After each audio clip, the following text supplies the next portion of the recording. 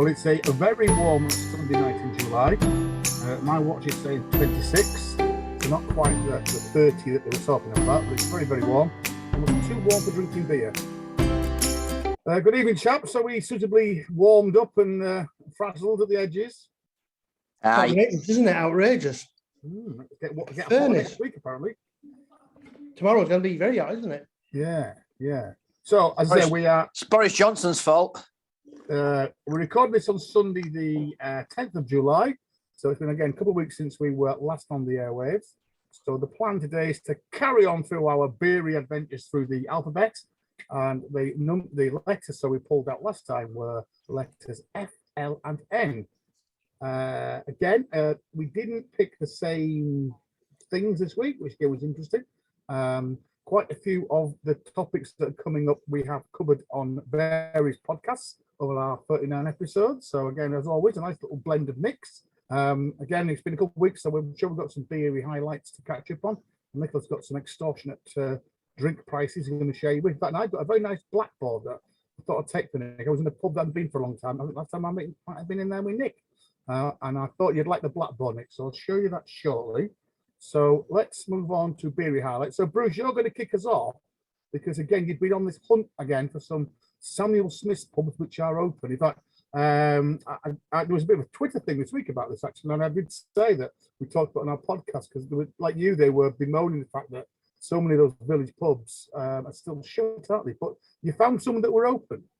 We did. There are loads closed. Our local paper keeps running out. Whenever it's a quiet news day, they revert back to the fact that there's a closed Sam Smith's pub. His archive, he just pulls out when there's a report. So there are loads of them.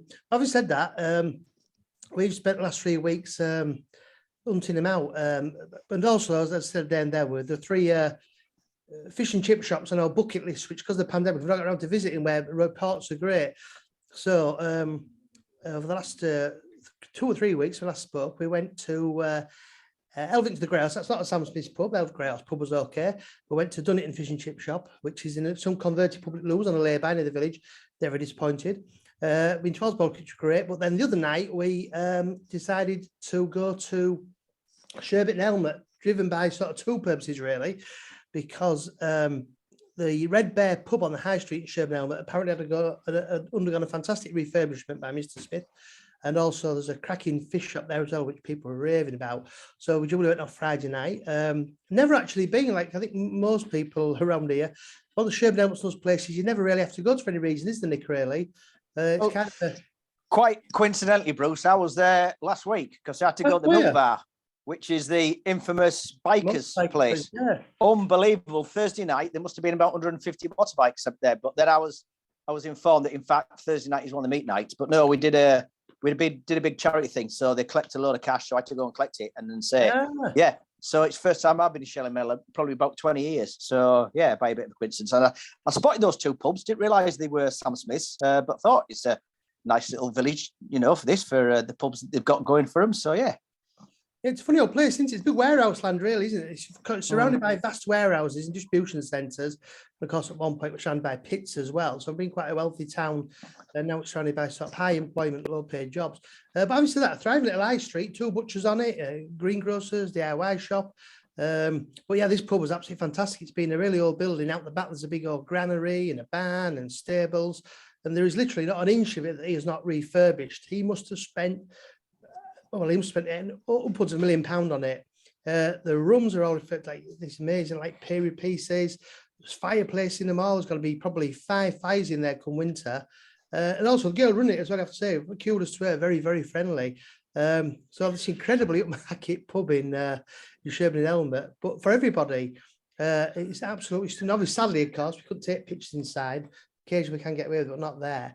But yeah, worth a visit. And I have to say, in the fish bar, the converted NatWest Bank across the road from it, the fish and chips were to die for as well. And when there was an uproar about the bank leaving NatWest, the people who took the fish and chip shop asked if they leave the ATM. So it's a fish shop with a NatWest ATM. They've left the ATM in it of NatWest. But yeah, well worth a ride out. Sadly, on the way there, we did pass through Stillingfleet, across Keys, Sam Smith's pub. That's closed.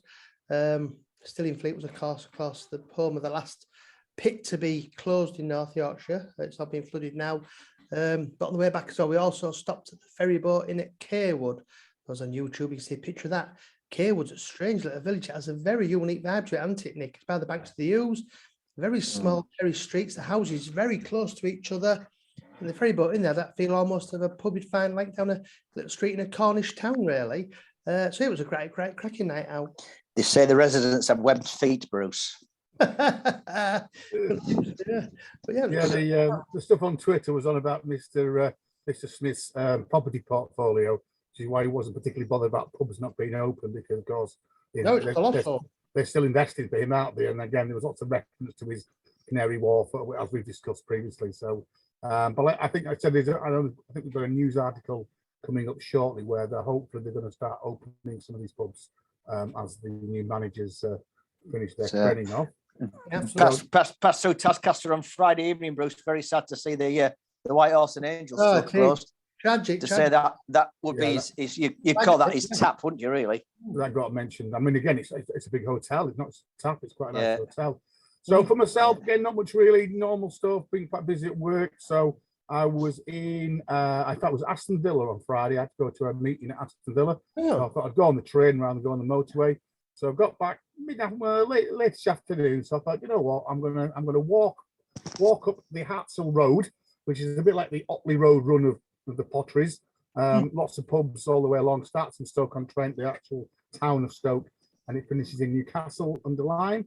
Probably about 2 and a bit miles, but I'd say about every 800 yards, there are quite a few pubs. Nick, me and you have done that a few times. Oh, the Jolly Potters. So yeah, pub I'd been to for quite a long time. It was a cracking real ale pub in the good old days. Always had a big bowl of pickle on the bar, so you could buy your barm cake, with whatever, and then it was just this massive old typical Potteries bowl full of kind of vinegar with like bits of onion floating in it, and you could scoop that on it. Yeah, it was great. So it was shut for a while. It reopened. It shut again. So I thought, go on, I'll try it. If you look at those on YouTube, I'm sat in a little garden room there. You can see from the state of the tables, really. So it has reopened. The little front bar, which Bruce, I think you may have been in there, Bruce. The little front bar you can see on the picture there on the kind of bottom side, the right-hand side. That used to be like the little bar in the Golden Line. That little bar on the right. Yes. It's very much like the Golden Line, actually. It's 4 rooms with a central bar that serves kind of 2 rooms in the corridor. But that's now full of jukeboxes and things and pinball machines. And all they had on was bass. So that's all they had on handle. It was actually, for a pint of bass, it wasn't too bad, really. So I went a bit further up. I was going to try the new place called Valhalla. He's got beer mats, at least. He's got beer mats. There was beer mats. I was going to try a new place called Valhalla, which is next to Sanctuary, a bit further up. But that didn't open until 5 o'clock.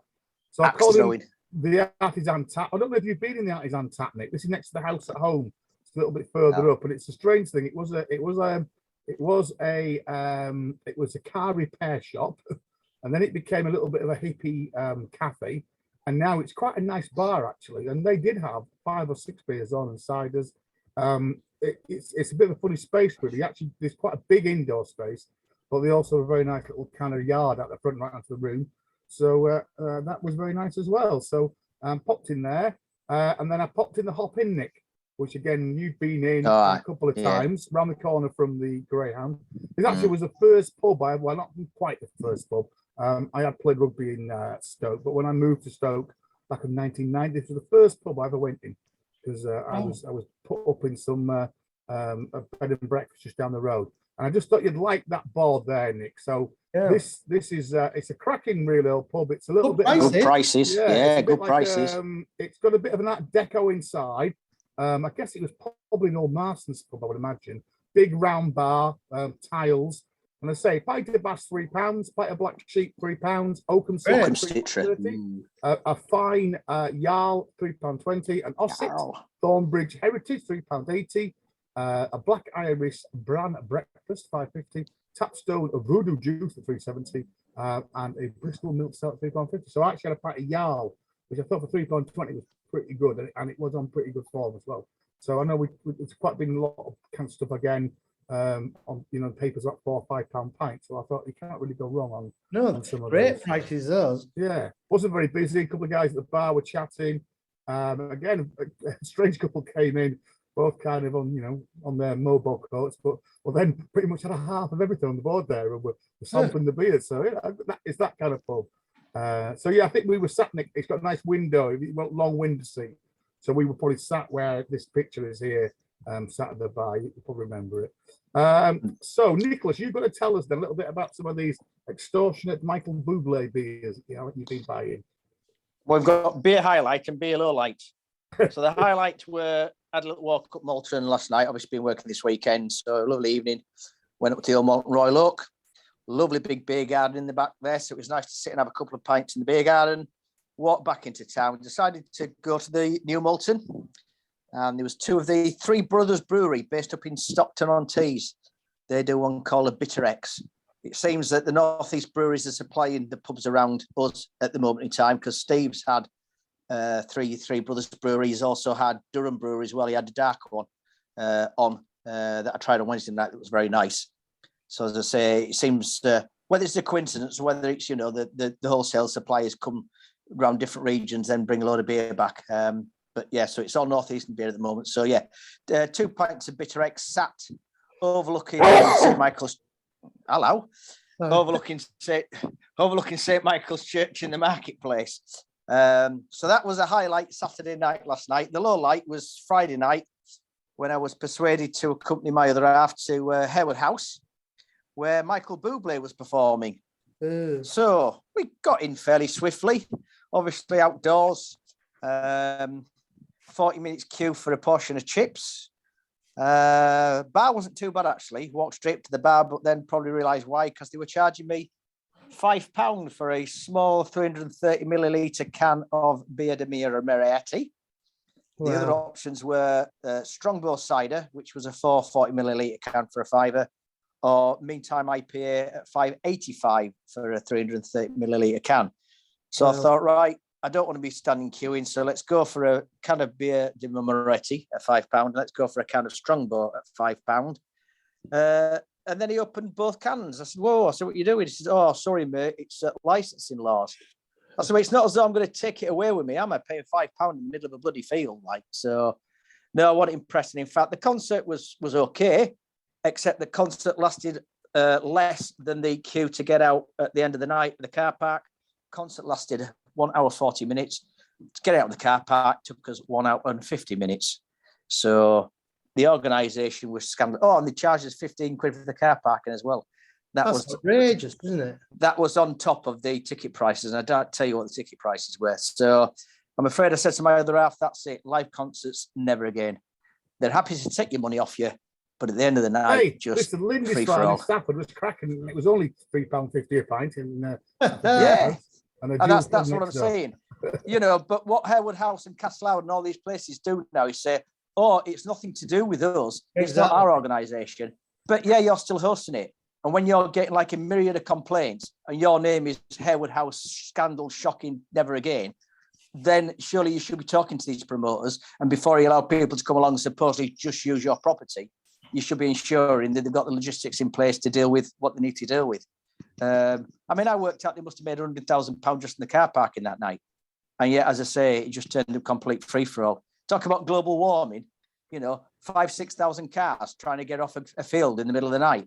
Got to feel sorry for the residents as well. But there we are. So that was the highlights and lowlights. Tonight, I'm actually having a bit of highlight. As I say, after a hot day at work, I'm on a pint of Acorn Yorkshire Pride. It's been in the fridge. Look at the cold dew on that. And it's lovely. Lovely, lovely, lovely beer.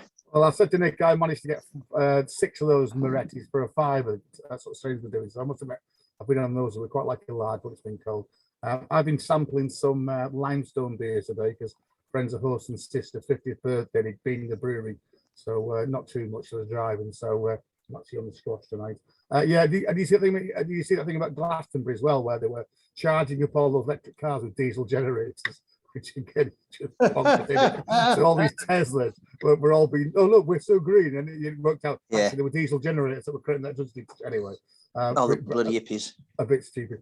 Okay, big beer news in terms of podcast is that the Hopinions, the Beer O'Clock show, announced a couple of weeks ago that they're gonna stop. So I think they've been doing something like 10 years. God knows how many episodes. So they are probably the most popular beer podcast. So we did get a mention, chaps. I did write into them and say, so that I've been listening. I know Bruce does a few of them. I've listened to quite a lot of them. So we actually got a mention, I think, on their last one show. So they finish up, I think. Why are they stopping, Michael? I think they start. I think they've been doing it for 10 years. They did say they drink a hell of a lot of beer, and they like to have a break from that and do some of their own things. So, so there's a big gap in the market there. So we'll have to get even better at this podcast. So, Bruce, I've got a couple of ones first of all. So yeah, I don't know if you guys have picked this up.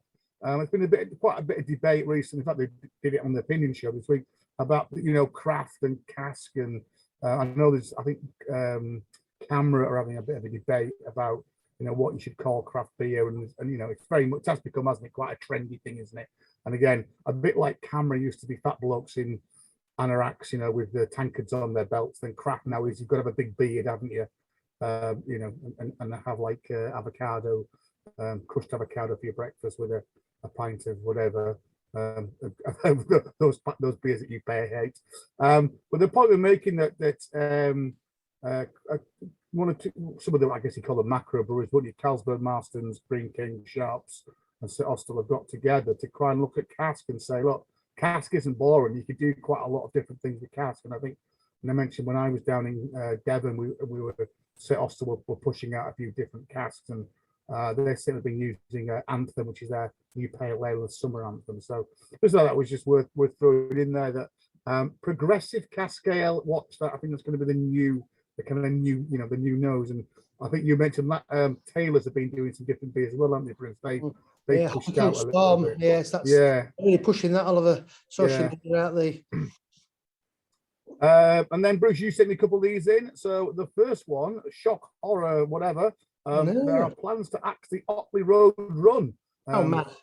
And as you said, how the hell would you try and stop people going from pub to pub? I mean, let's be honest. He's a person just remember the village people arrested him, put him in the van. Yeah.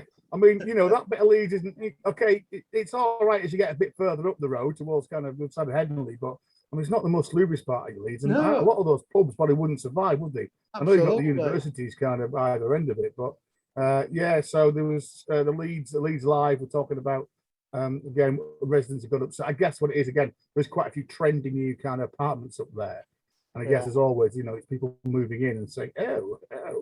But I guess it does get a bit wild. But as we've said before, those pubs are quite well geared up for it, and there's normally a bit of choice that you don't have to go into all of the pubs where they're all dressed as many people, or Smurfs or Mark Simpson or whatever else there are there. Then again, so looking at that picture, some have made a real effort and some have just basically bought something on the shop. And then, as we already mentioned, Sam Smith, I think one of the local MPs got involved, didn't they, Bruce? And I know particularly mentioned, and you've talked about it a lot, the York Arms, in the shadow of the Minster, and still all bolted up, isn't it, and shut. So, I mean, this was York Press was saying that at least 17 pubs, the majority of them Sam Smiths, are still yet to reopen. And like you say, one or two getting, I mean, the Buckle's in there, you can just see that on that picture there. I read last time I drove past it, it's getting very full on, that pub. It is. I mean, it's got to be 3 or 4 years since anybody was in it. That'll never reopen, I don't think. Not as an operating pub. We went in briefly before it opened, and it used to get lots of classic car gatherings, motorcyclists still there. You get a lot of food and a lot of soft drinks, but I mean, the trouble, the big issue is that for a lot of these villages, this is the only pub in the village, and obviously so these villages, the pub is the heart of the village. It's where people meet, and a lot of the villages that were shoplift now.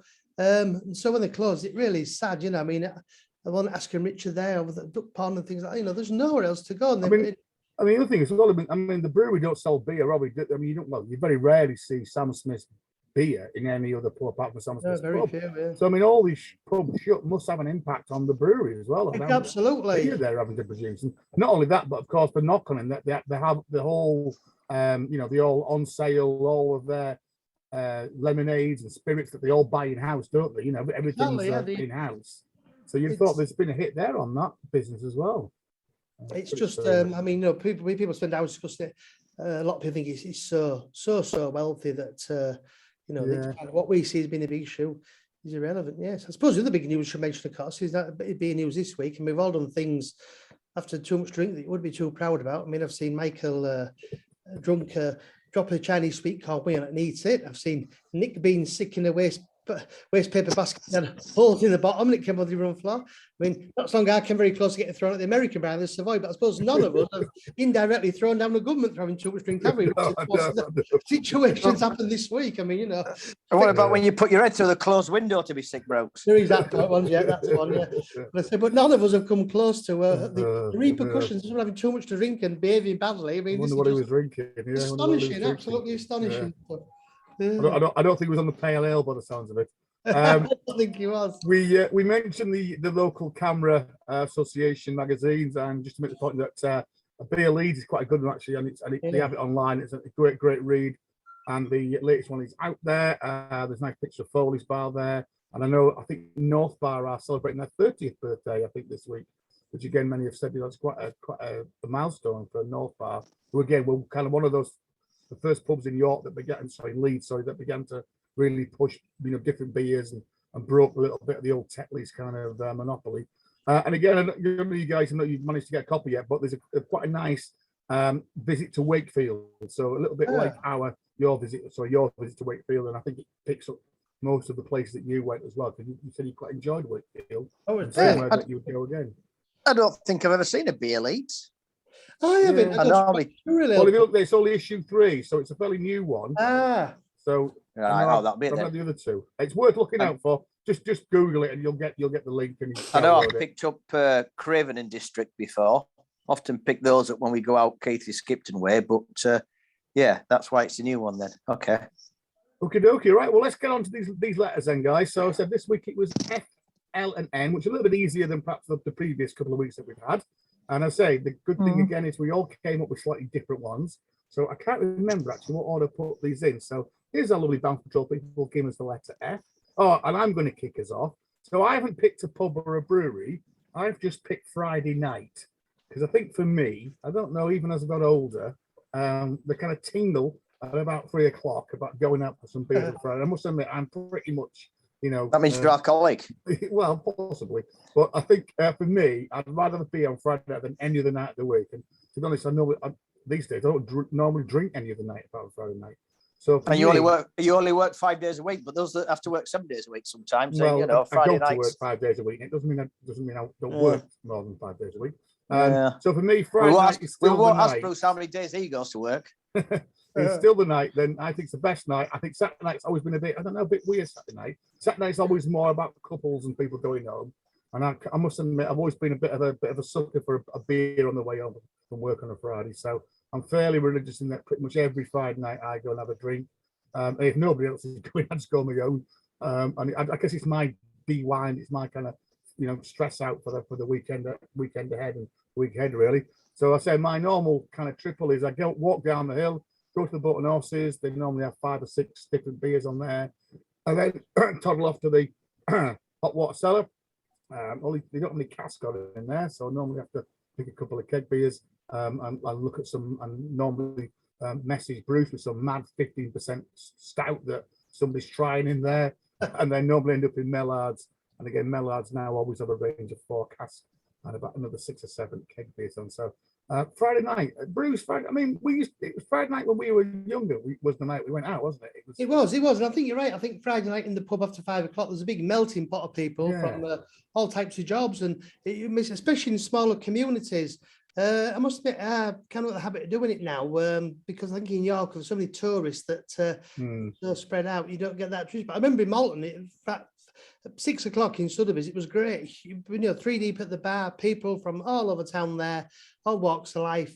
It was a great melting pot. And yes, I do. I think you're right. I think there's some quite special about I think Nick's point is valid. Is that a lot of people don't work, 5, 6. Well, they work 2, or they work 6 and 1 hour, whatever. But Friday now is not necessarily the last day of work, and well, even more. I think most people work in service and retail now, so definitely not. But I still think, going back to when I was 18, Friday night was when he went out. When I was at university, Friday night was the big night. Yeah, Wednesday night was went and played sport, but Friday night was still. We used to go. Friday night for us was going into the pubs. It wasn't going to the union. We'd go around the pubs in town. And when I started work, Friday night was literally you come out of work and you go straight to the pub. But I worked for a while where the pub was actually on site, so that was quite scary. That was. Yeah, well, to be honest, because where we live, we've got the Fox, and we have a bit of business, an office and call centre estate very close to us. And on a Friday night at 5 o'clock, the Fox is teeming with people. So it's still a tradition that's alive and well, I must admit. Yeah. So Friday night beers is my F. And there, well, that neatly sandwiched in there, Bruce. Your F was not surprising, the Fox, which we featured quite a few times in the podcast, haven't we? It has, yes. I had to mention the Fox, really. It's the nearest pub to my house. I can walk there in about 2 minutes if I'm dragging my heels. It's great. I mean, it's formerly a Tetley Heritage House of Fox, freestanding building, and that was frequented by the railway carriage works, which is out literally about 200 metres to the left of it as the crow flies. Carriage works employed thousands of people, had huge intakes for apprentices, right from the turn of the century. You're looking at 5 figures upwards in terms of the people working there. Apparently on a lunchtime, the days to send the apprentice boys out with the orders, and I think then the 1970s they were no longer allowed to drink in there, so they still go and drink soft drinks. But yeah, until you got, there was a sprinter room in there. There was lots of memorabilia from the carriage works in there. But yeah, it's a pretty spectacular building, really. To the left, stands well, doesn't it, Rose? It does. I mean, without that, it would be stands well. Yeah, it's a part of our neighbourhood. I mean, where the Fox was in the old days when the trams went into town, about 50 yards to the left of it was the terminus of the tram. That was as far as the trams went, the Holgate Road terminus. So it always was a vocal point. It's got a huge beer garden with a vast tree in it that really gives our neighbourhood a little bit of character, really. I say, sadly, one of the pubs that, one thing about Tetley's, when it was the old Joshua Protection League, they did have a huge chain of pubs, and they were incredibly well at maintaining them. They had Tetley Heritage Houses, didn't they? And the Blue Packs, they spent fortunes on maintaining the character. And of course, in 2000 or 1990, whenever it was there, the Fox became a free house and went through a bit of a turbulent few years. People would come in, they'd be in the hands of punch, and it looked really, really grim. And in fact, about 5 years ago, we went there on one New Year's Eve, and there was a terrible disc jockey and no beer on, and looking, it was going to be another deserted building. But then Ossett came along into his partnership with Punch, threw a lot of money into it. It's absolutely thriving destination pub now. It's got a lot of bus stops close to it. So people from all over York come to Fox. And I think I almost vivid memories that when the pandemic was on, of course, you could only serve pubs outside. The Fox has probably, I think, the biggest beer garden in York. We were all sat there ridiculous early spring evening. It was freezing cold outside. Everybody was huddled beneath all the brollies, and there was still about 100 people queuing to get in to sit outside in the rain so they could get a beer. It was just extraordinary, really.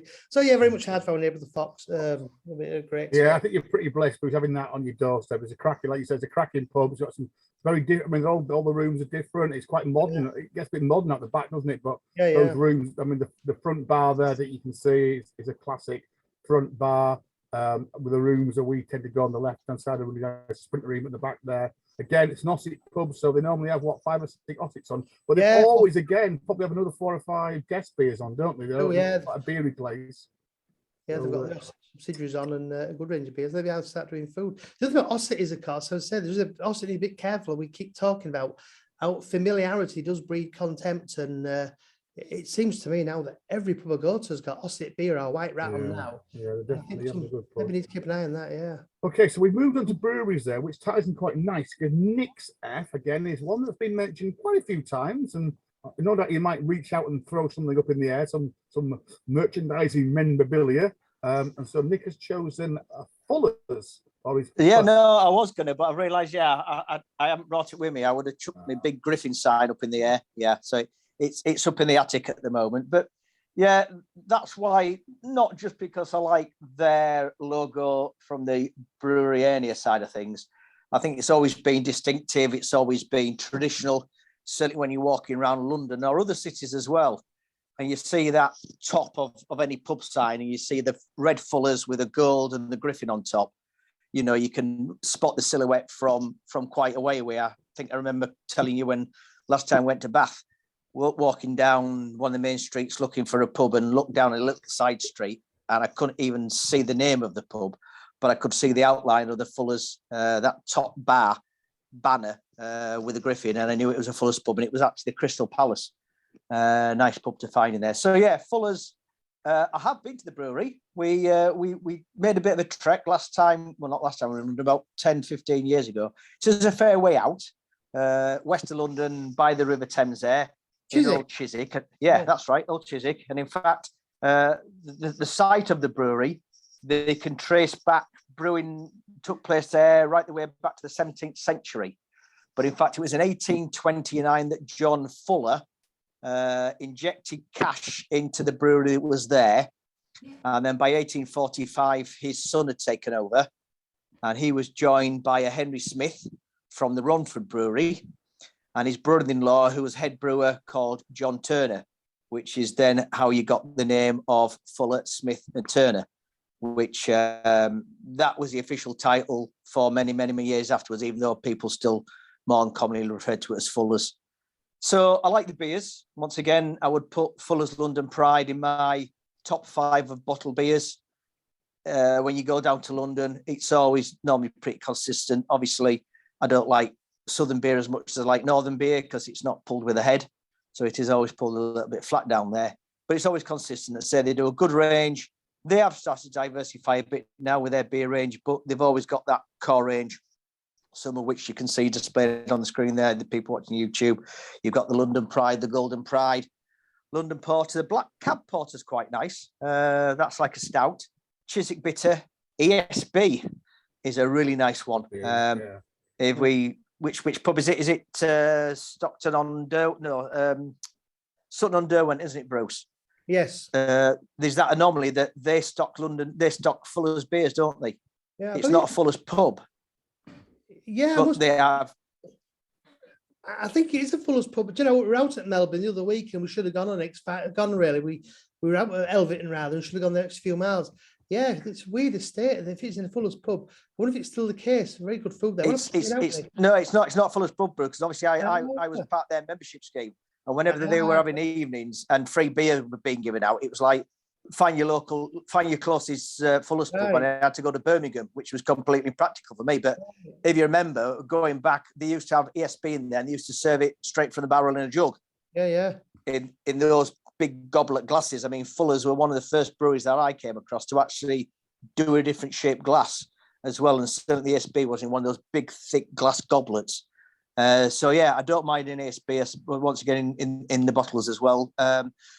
We've then got to fast forward to 2019 when it was a bit of a shock because Fuller's had always remained independent, and all the big London brewing companies had fallen by the wayside and been bought out, people like Young's and Truman's and people like that. But Fuller's announced that they were selling their drinks company, which included the Griffin Brewery, Cornish Orchards and Dark Star Brewery, to the Japanese brewers Asahi for £250 million.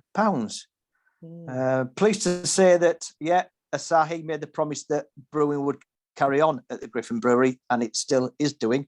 Hello.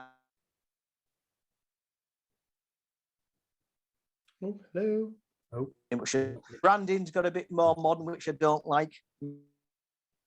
They do invest heavily in the buildings. We went to that little customs house in Portsmouth, and God, again, incredible the amount of money that's been spent on that. Yeah, they're mainly southern based, aren't they? And so episode 23 was when we talked quite a lot about Fuller's. And like you said, they are changed. I mean, the Wild River there, that's their take on American IPA. Bengal Lancer is more of a traditional Indian IPA. That's IPA. They do Discovery as well, which is like a New World IPA. And of course, 1845 is a strong one. And they were one of the first to do the honey-based beers as well with the honey. We've mentioned the Parcel Yard, obviously, is one of Fuller's kind of London kind of classic pubs, isn't it, at King's Cross? I think I was on ESP last time I was in there. And again, it's amazing how that often that gets tweeted out by beery people whether in London, you know, so it's a good spot to jump in. So that was our Ed. So again, an interesting little range there. So Friday night, the Fox in York and Fuller's. So let's move on to the L's. Again, I can't remember which order we've done this in. So there's our friend again giving us the letter L. Bruce. Now, you surprised us on Bruce. So you went for a place and you've gone for Lincoln. In fact, it reminds me, me and you had a bit of a session, Lincoln, a couple of maybe 18 months ago, and I don't think we ever wrote it up. So we probably need to come back to Lincoln, or we'll maybe do a Lincoln one because me and Bruce have been there a couple of times. Yeah. This great. In fact, we went many years ago, and there was a Sam Smith's pub, a bit like the Lendl Cellars. It was one of those cellar bars. Now, Christopher Loss was speaking to somebody from Lincoln and said it's still there and it's gone actually. Right. That's been closed for years. I think that was built. You forget, it must have been about 30 years for the first time. There's a Sam Smith's pub halfway up the hill, isn't there? Yeah, that's a classic one. Yeah, been done got now. a picture of that. Yeah. So I took I guess, Bruce, you might know some of these pubs. Oh, the Strugglers are fantastic. Yes, I mean, if you've gone to Lincoln, talk about pubs, there's a really, by far and away, the best pub in Lincoln, and probably one of my top 10 pubs in the country is the Strugglers, just at the back of the castle. It's absolutely fantastic. A bit like the Phoenix, I always think, Bruce Strugglers. Do you think? Pardon? A bit like the Phoenix, I always think. Yes, but that kind of vibe. It has, that tap room on the left-hand side when you go in. It's just, if you love pubs and love beer, it's just the feel of that vibe. You say the vibe is fantastic. But it was bass in there, wasn't it, Bruce? No, the bass was. We talk about the when you go up steep hill. I mean, there is a very steep hill from the town up towards the castle and the cathedral. Up to Lincoln, it's originally it's called Steep Hill, and in places it's really steep, isn't it? But the back of the castle, there was a Strugglers, and there was the Victoria, wasn't there? Yeah, but the Bass pub was actually up Steep Hill on the left. It's obviously it's no longer a Bass pub. That was a cracking, unspoilt pub, though, wasn't it?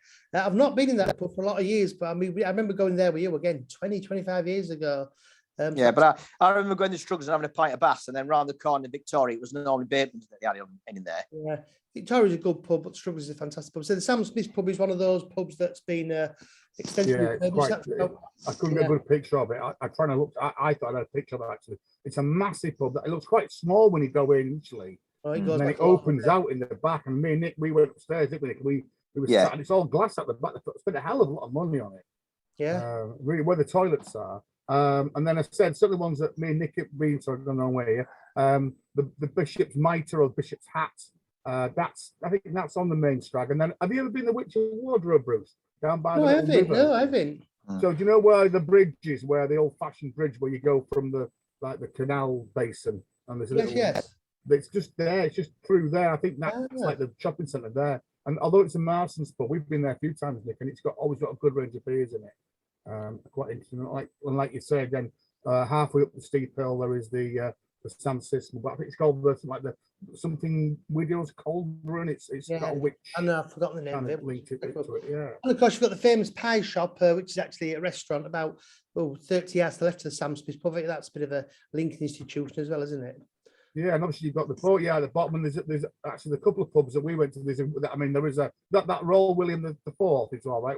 Again, we were there at COVID times, weren't it? We sat outside there, we couldn't get in, so we actually Wetherspoon's down there. Wetherspoon's is to the right next to the Odeon, but that King Billy pub there, we actually sat on the edge of the dock there. Obviously the cathedral dominates the castle. Got a shopping, big, still a big Christmas fair, don't they? Yeah, huge. There, then, doesn't it? It is, you can't move there, can you? Yeah, but Castle's pretty impressive. If you do go actually as well at the pubs, the Castle's well worth visiting because they've got the last of the Victorian prisons inside the castle, where they had all the stalls and you couldn't see any of your inmates. The only person you could see was the pastor or priest who would hector you and lecture you for 5 hours at a time, and apart from to remain silent. It was the only time. They were silent prisons, weren't they? Yeah. Only 2 in the world, one in Lincoln and one in New Zealand, and both the inmates and the staff all went absolutely crazy because of the silence. So if you do go to the castle, it's well worth doing is that. There's a very good butchers just on the corner of the cathedral that sells some very good pot scratchings. Now then, on the way to the Strugglers. That's now a Red Hill Farm shop. It's no longer the family butchers. Yeah, it's Red Hill Farms have got them now, which is nice. But he used to do things like mallards, didn't he? And extreme. Yeah. Sadly, he's gone. And just along that road, mate, that's where we went to that micro pub, wasn't it? Yeah, Beerheads. Yeah, I took in there, didn't that way. I had to drink walked in there. They had all molten beers on the bar. Yeah. But it was Castle and Bad Seed. It was a nice little bar. Again, it wasn't maybe a bit more expensive, and it's a bit, as always, whatever, industrial chic, wasn't it? Kind of lots of scaffolding poles and benches. And again, I think we had booked a table in there. It was in those days when you had to book tables and places. So Lincoln, the pride of the East. So very good. And then Nick, I think you're next, and you picked a beer. And the beer you've picked is Hawkshead Lakeland Gold. Across the Lake District, like to call into the brewery at Staveley, and this is probably the first one I'll go for. Nice, refreshing, as it says on the label, golden ale, 4.4. You probably see it in bottles more than you do on the bar, but obviously at the tap in Staveley, they've got the full range on the bar there. We know it's been taken over now, and a lot of the guys and girls who were there to move on. I think Nick needs to put some more money in the internet, doesn't he? We keep losing Nick. I think next door's internet must be watching some movies. All right, because I keep losing you guys, but anyway, so I'll keep it brief. Yeah, Lakeland Gold, Hawkshead Brewery. But a very nice beer, very nice. I was drinking that not so long ago in a very posh hotel that I go to in the lakes, which is nice. Now again, I've chosen another place in the L's, and I'm trying to wrap my brains whether we've all been there at the same time. I've certainly been there several times with Nick. I know, Bruce, it was a regular for you to go. And I know, Nick, you also used to go quite a lot again because you had a friend from uni who was based there. I can't remember whether we've all been together. Anyway, my choice was the lovely town of the city of Waterville, which again it's a big city. There's lots going for it. Obviously, you know, that bit down by the river, by the Graces, and must be one of the finest waterscapes in the land, with all the buildings, and the new museum fixing quite well there as well. Cracking museum with a bit of beer in there. We've been in the museum a few times, the Liverpool National Museum, which is really good. The pubs on the docks aren't particularly good. There's this one, the Steamboat, which is kind of passable, but you don't have to look very far to find some particularly decent pubs. And I've got a few listed here. The Globe, which is kind of in the city centre. Me and Nick have been there. Roscoe Head, again, a pub that was in a bit of threat recently. Dr. Duncan's, and of course the Philharmonic, which is it's a cracking pub. I just wish that Nicholson's had got their hands on it. It could be better. Or just get a decent manager in there, because I've got to say the last few times I've been in there, it makes you weep a little bit, because the beer's always a little bit on the if. Service is really slow sometimes, but it's just such a shame, because I think you get so many people in there from across the world, and I think Paul McCartney and what's his face been in there. James Corden pushed it on as well. But I just thought, Nick, actually, that's maybe why it stunk terribly of vomit last time I was in there. You can pretty much just hit one street in Liverpool, and all you've got to do is find the bombed out church, and on that street, just either on the street or round the street, there are, and I don't know, maybe it's just because me and you, Nick, have always ended up there. Maybe trying to work out. We normally try to get across to the down to the Baltic, the pub that's shaped like a boat, with its funny angles, which is right down on the horrible kind of inner ring road by the docks. We have been out to the Mitre, which again is the kind of real ale pub in Liverpool. That's by the tunnels entrance, but that's a bit of a way out. But we've always tended to end up on or around Hardman Street. And on Hardman Street, you've got the Philharmonic at one end, at the top of the street. You've got the dispensary at the bottom of the street, just around the corner. And then halfway up, you've got the Roscoe Head, just tucked down a little side street with a nice view of the Paddy's Wigwam, the Catholic Cathedral. And then you've also got the Fly in the Loaf, which again is halfway up Hardman Street, which is okay. It's not poor, but I think it was a very posh old bakery, but now is a fairly cracking bar. And again, there was a good beers in there. So if you don't know where to start in Liverpool, get to the bombed out church, and you can have 3 or 4 really good pints just up and down that street. Roscoe Head is good little pub.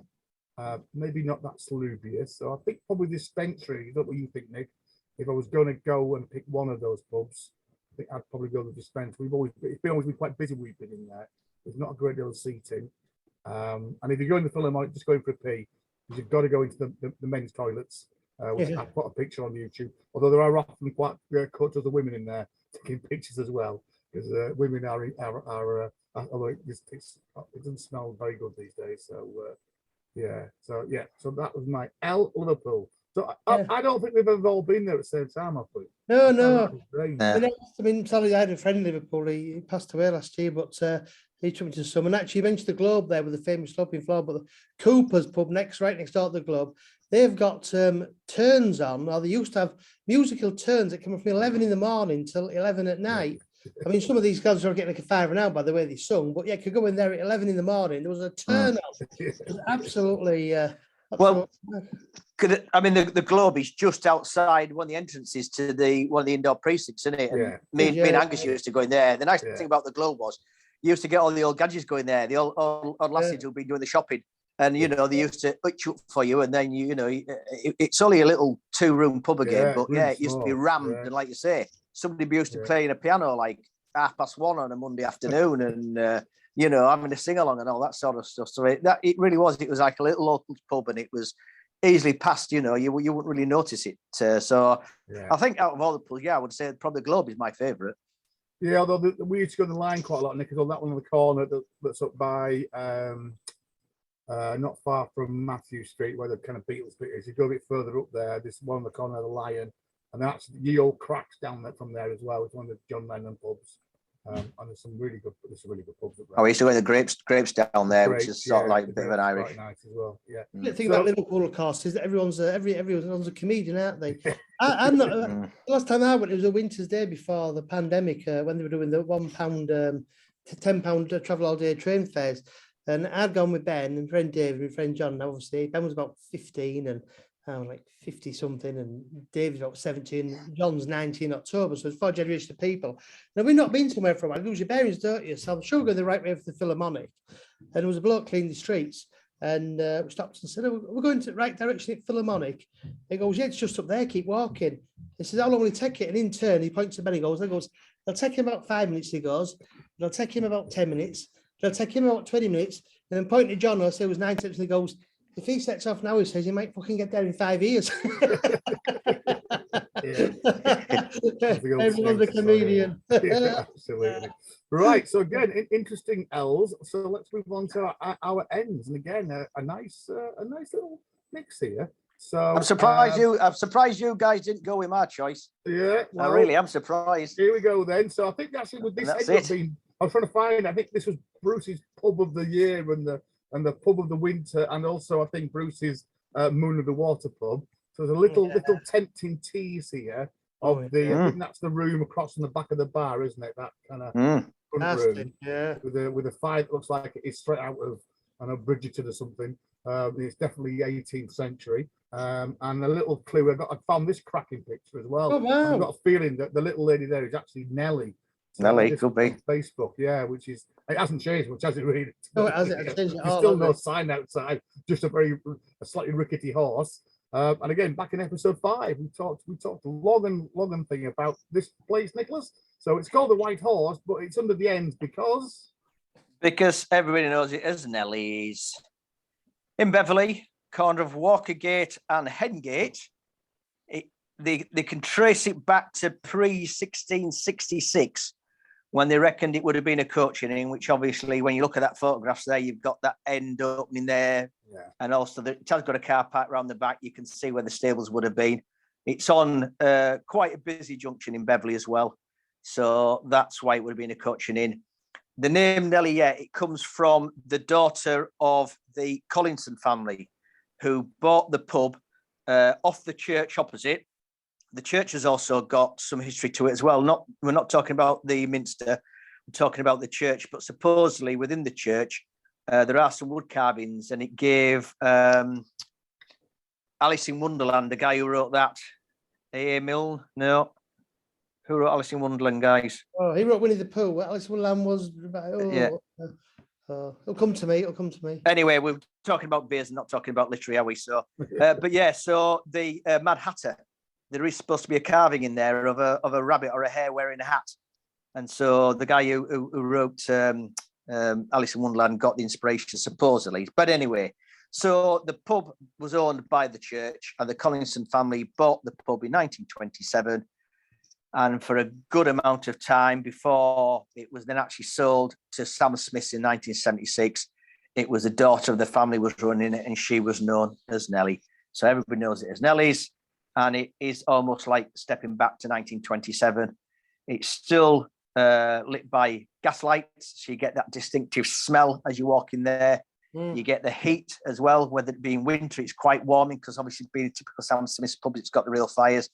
But in summer, I hate to think what the temperature would have been like there today, because a hot day, and then you've got all the gas mantles, and they have to be lit during the day because the rooms are so dark and dingy that you know the light has to be on all the time. But yeah, I mean, I was reading a little review the other day saying, you know, if you've never been to this pub before and you arrange to meet friends there, then maybe do a bit of homework beforehand, because you can be searching around the pub in one direction, your friends can be searching around the pub in the other direction, and it might be 20 minutes before you bump into each other, because there's literally... You can't use your phone to ring them either. No, because there's literally, there must be, literally 7 or 8 little rooms and corridors in there. Yeah. Astonishing. And of course, it really is. It's said time and time again, but it just takes on a magical life of its own as the light goes, isn't it? Yeah. Winter's night with the fires lit and it's pitch black outside. It's just fantastic. During the day, it's not quite good, is it? Yeah, I don't know. I think I quite like it in the day. I did learn that. Well, day becomes night. You walk in there in the middle of the day, and you're into the evening already, aren't you? It's like the Twilight Zone. I did learn that the actual tobacco-stained walls are actually painted like that. They actually created a paint that it's not like caked on from through the year. It's actually apparently it's been painted quite a bit, and it's that colour. So yeah, I think we've all mentioned this pub several times, and I think we've all had it as a pub of the winter or a town pub or a pub of East Yorkshire. So Nick's choice is Nellie's in Beverley of the White Horse. And there are some other very good pubs in Beverley, again, another place we mentioned in episode 5. So if you want to go back and listen to that to work through. Right, Bruce's N is next. And again, it's another beer that has featured quite strongly on a number of our podcasts, and particular episode 17, when you guys gave us a tour around the Northeast, and particularly Newcastle.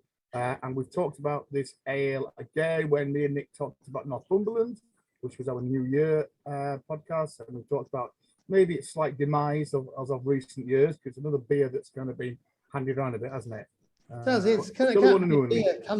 cannot be beer anywhere that is so closely associated with its city of origin. I mean, obviously talk about London pride, but even that's not so London. I mean, this place is just so part of the everyday fibre of Newcastle, isn't it? And of course, what's great is all the urban myths, of course, that spool out around it. Really, there can't be a beer anywhere where people around the world talk about the hospital ward in Newcastle dedicated to people who've drunk too much of this, which of course never really happened, But it was great, wasn't it?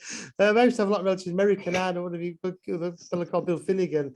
I remember him telling me about it. He said, "Yeah, from there, Newcastle Brown, and they have a ward for people to drink it." Because it is all mad urban myth. Yeah, sadly, of course, now brewed in Tadcaster, which is hard to take, really, isn't it? But I suppose 30 years ago, we'd never imagine we live in a world where Tetley's was it brewed in Leeds, and Newcastle Brown Ale will be brewed in Tadcaster. It's extraordinary stuff, isn't it? Really, yeah. But it is actually, I have to say, and of course, there's so many bottled beers now, really, that you rarely drink it. But when you do, I'm always amazed at how good it tastes, actually. Yeah, it's still not a bad bottle of beer, is it? No, it's got that sweetness running through it. It maintains its condition incredibly well, doesn't it? And I think that's it, really. It's just so delicious. Again, I've got a thing here. Newcastle Brown Ale, 4.7%, is a full-bodied, smooth, showing restrained caramel and notes of bananas and dried fruit. Curiously, it is rarely seen on draft in the UK, where tradition demand it is served in a half-pint schooner to be regularly topped up from the bottle. And again, that's your bottle of dog and a schooner that we named that off. Yeah, I'm always amazed. You get on an American cruise ship and they've got this, and they're doing pints of Newcastle Brown. And Boddingtons. And I can never ever remember it being on draft. I've never, even Newcastle, you wouldn't find it on draft, would you, Bruce? No, I think very occasionally, for a limited period of time, in like half a dozen city pubs, they would make a big deal of producing in tiny quantities, doing it on draft, but not anymore.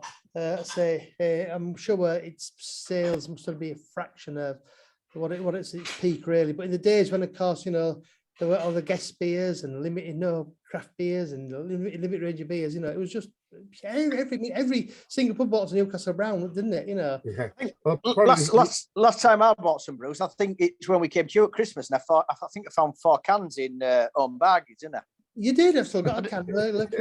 Brought some cans of it. Yeah. Apparently, in the 80s, they did a big push to student unions, so a lot of student unions started selling, and there was a big surge then because every university union bar started selling bottles of brew. I can remember drinking it when I was at university, like you said, that pint bottle, which we might come on to next in the final choice that we've got. So Newcastle Brown, maybe not quite the beer it was, but still there. And of course, we mentioned the 5, the Blue Star, the 5 breweries that made up the Newcastle Breweries Limited, and that's why the Blue Star. And I don't. Did they still have it on the shirts in Newcastle, Bruce, or is that? No, sadly, well, it was a Thai betting company, but the new owners have bought. They're all sheikhs now, and Muslims, so they can't have any beer on there. We're awaiting a new sponsor at Newcastle. Yes. I've got to say, I've been watching the Camels, the rugby league this weekend, and I've got to say, it looked cracking. They've been hosting Magic Weekend up at St James. Oh yeah. I watched the St Helens Wigan game yesterday. I mean, there was a really good crowd in, and of course they can drink freely because it's not stupid ramble game, so you can drink yourself senseless in the stands. But there's good humour, and it looked fantastic. Got to say, and a lot of people stay in the hotels now because there's quite a lot of hotels out there. That's right, yeah. It's really nice. Hugely popular. They like it because, of course, they watch a game, then they go out and have a couple of pints. You know, it's 2 minutes walk to the nearest pub. In the ground. You get a pass. I know people will go and they say if you love rugby league, it's just a fantastic weekend. Yeah. So one of the first places that we ever drank Newcastle Brown in those pint bottles, alongside pint bottles of Guinness, was my choice, which is the New Globe. So the New Globe, which is one of the pubs of Malton, where the podcast is named from. I know we've mentioned Sotheby's, but probably we spent most of our youth. We did. We kind of 17, 18 in the back room of the Globe. And I've got to say, I must admit, I've not been in the back room for a few years now. I've been a couple of times recently, but I was in the front bar. But if that's what the back room now looks like, which is just a bloody pool table and a band games room, it's a real shame because that used to be our little haven in there, didn't it? Tiny, lovely, very small back room, probably about 3 or 4 tables. And Barry and Sue, proper landlord and landlady. There was at least one of them in there all the time. There were, and then nights of the weekend, they were both in there behind the bar. And this is another thing of good pub nowadays, you know. A lot of landlords say they're hard up, but you never see them working behind the bloody bar. You know, they can afford to pay other staff to do it. You never see them. So sign of a good pub is when the landlord or the landlady or both of them are there, holding court, knowing who their customers are, knowing the regulars are, and they were cracking couple. From about 1983 till about 1986, 87, we spent every Friday night pretty much in that room. There was always the couples who used to sit on that where the dartboard is now. That's where the older couples would always sit, and we tended to dominate this side bit. There was a table and a long bench here. And for whatever reason, we were allowed. Probably we weren't all 18. We're probably 17. In fact, I think Bruce, remember having your 18th birthday in there. Yeah, we've been going there for 2 years. Yeah, you upset everybody by saying all they could drink was pint bottles of Newcastle Brown or Guinness. Even the women, that's what they had to drink. So it was one of those parties where I think ended up kind of me, you and Simo sat there about 10 o'clock, and everybody else had booked it off because you wouldn't let them drink anything else but pint bottles of ale. So anyway, so the New Globe, lots of memory. It still ticks along. It's probably it's probably the Wetherspoons pub in Malton that isn't Wetherspoons. It's a locals pub now. It's where the nightlife is. They have the disco, they have the karaoke. It's still a free enough place. Don't stop there because you get some bad reviews on TripAdvisor. It's prominent. It's right on the main crossroads in Malton, so you do notice it. It was always a Cameron's pub, wasn't it? It was always Cameron's, Strong Arm, and Cameron's Pizza. And I think they normally still have I think it's a free house now, isn't it? Or is it Punch Taverns or something now? They normally do have Strong Arm. Every time I've been there, they still have Strong Arm on in there. Yeah. Very good. So I think that was quite an interesting little soiree through there. So that rounds off F, L and N. So to be honest, there aren't many things left. Can't be many left. I was going to say we're getting through this. So we will need now. I'm not sure we're going to do this because I might heading off to Greece shortly. So right, R is the first letter I pulled out the bag. So we need to do some R's. Red Lions would come to mind straight away. Trying to think of any. Red Ruth would be a place to go. Rotherham. We mentioned Rotherham in the podcast. No, Bruce. No, Bruce. No. Stay away. Even Primark closed down in Rotherham. You can tell how bad it was. So I might be interesting actually. You might have struggled to trying to find some R's. Rochdale, Rochester. The next letter is going to be S. So obviously we've got Sotheby's, we've got Sam Smith's, we've got Scotland, we've got let's see, what Stafford, Stoke, a few there, and the final letter is going to be E. That's interesting. We've mentioned ESB tonight. Edinburgh, we've mentioned a few times, and actually we said we need to do a podcast about Edinburgh. Eccleshall Brewery we could talk about. Era to push Alan in there. Yeah. So those are the three letters, gents. R, S, and E. As I say, I've got another week here. Then I'm off to Greece for 2 weeks, so I'll be looking at some ethos. Fez then. What? No, Fez is Turkish, isn't it? Fez is Turkish, so it'd be mythos. Yeah, mythos. It's quite nice, isn't it? Mythos.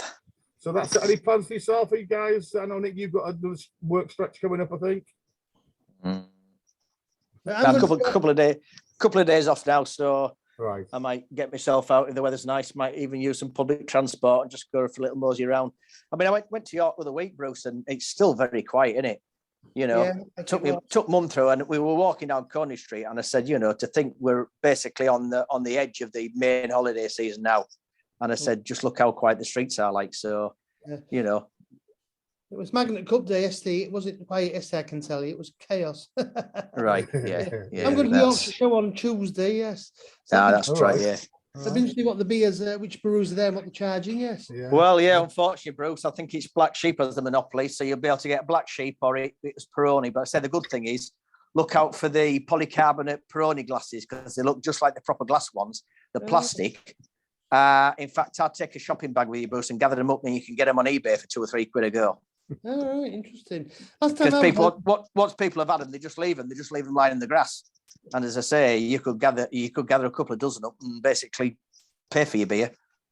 Oh, fantastic! That's good to know. Yeah. I mean, that's the mouse. There was Yorkshire Black Sheep, but I think Yorkshire Heart tend to be very big now. All these festivals and shows around here, they have a big presence. Well, no, because I say I went up to one of the bars and I said, "Look, what is it? You're all selling the same stuff." And they said, "Oh, well, because they've got the monopoly.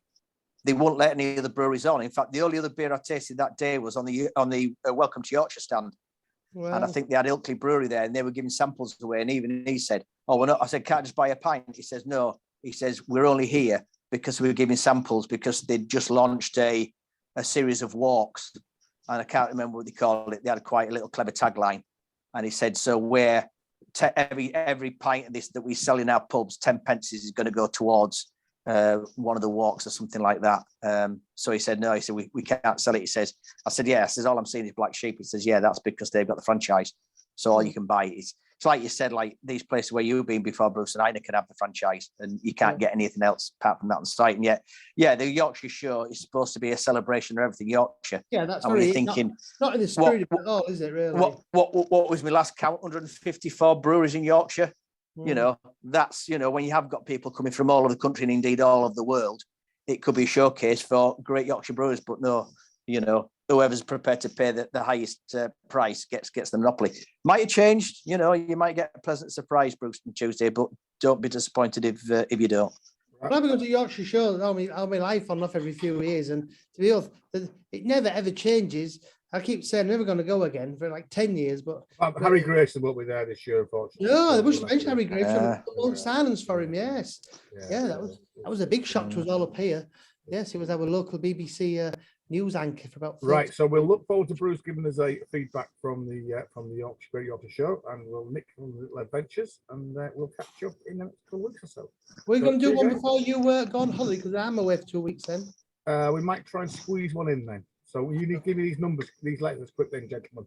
We'll do one next week or so. Okay, folks, see you in the next podcast. Bye-bye. Bye-bye.